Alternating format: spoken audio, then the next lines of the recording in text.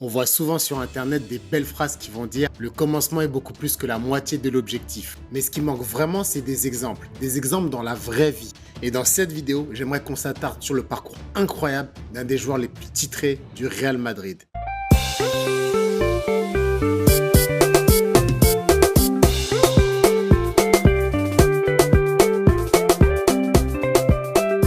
C'est peut-être le rêve que partagent des millions d'enfants sur Terre, devenir footballeur professionnel. Et le petit Ignacio Fernandez Iglesias ne déroge pas à la règle. Né à Madrid le 18 janvier 1990, celui qu'on appelle plus communément Nacho caresse le rêve de jouer pour son club de cœur, le Real Madrid. Et le rêve, il devient presque réalité parce qu'à 11 ans, il rejoint le centre de formation du Real. Et bien évidemment, au centre de formation, c'est pas le seul à avoir ce rêve. D'autres enfants ont exactement la même ambition. Le petit Nacho, il met tout en œuvre pour pouvoir réaliser son rêve. Et il se fait directement remarquer par son dévouement et sa persévérance. Mais un an après son intégration au centre de formation, il y a un événement qui vient perturber cet élan. Il y a un week-end, il devait participer à un tournoi avec son équipe. Mais lui, il se sentait pas très bien. Donc du coup, il n'a pas fait le voyage avec ses autres coéquipiers. À la place, le petit garçon, il va être emmené à l'hôpital. Et là, il va faire face à l'une des épreuves les plus difficiles de sa jeune vie. On lui annonce qu'il est diabétique. Imagine-toi l'impact pour un jeune homme de cet âge. On lui annonce le diagnostic, d'accord, mais le médecin qui le prend en charge lui dit qu'il va devoir arrêter sa carrière de footballeur. Et à ce moment-là, c'est un peu comme si tu avais une double peine. D'une part, tu apprends que tu es diabétique et en plus de ça, on te dit que tu pourras plus jamais faire ce que tu aimes.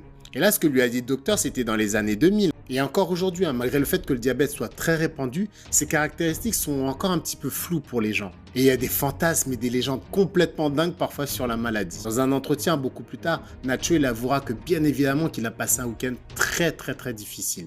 Mais 3 jours plus tard, son début d'histoire avec le diabète va prendre un tournant totalement inattendu. Alors malgré qu'on lui a annoncé ce diagnostic de diabète de type 1 et qu'il devait arrêter sa carrière, Nacho et ses parents décident d'aller voir un endocrinologue, le docteur Ramirez. Et là, ce qui se passe, c'est que le docteur Ramirez lui dit exactement totalement l'opposé de ce que le médecin à l'hôpital lui avait annoncé. Pour le docteur Ramirez, le football n'est absolument pas terminé pour Nacho. Bien au contraire, il l'encourage de continuer à jouer. Parce que comme tu le sais aussi, l'activité physique fait partie du traitement. Dans différents entretiens que Nacho a pu faire par la suite, il avouera que c'est ce jour-là qu'il a pratiquement vu sa vie reprendre un cours normal. Alors oui, il dira bien évidemment que c'est difficile, qu'il a dû prendre soin de lui et 3 fois plus qu'une personne qui n'est pas malade. Mais les bienfaits qu'il en tire, c'est qu'il a été beaucoup plus responsable. Et ses responsabilités, elles l'ont mené jusqu'à devenir capitaine du Real Madrid. Un capitaine qui a remporté plus de 25 trophées majeurs en plus de 20 ans de carrière. Et tu as vu cet été, Nacho, il a joué avec l'Espagne pendant l'Euro et il a même participé à la finale. Mal quand même. Pour une personne à qui on a dit qu'il devait arrêter le foot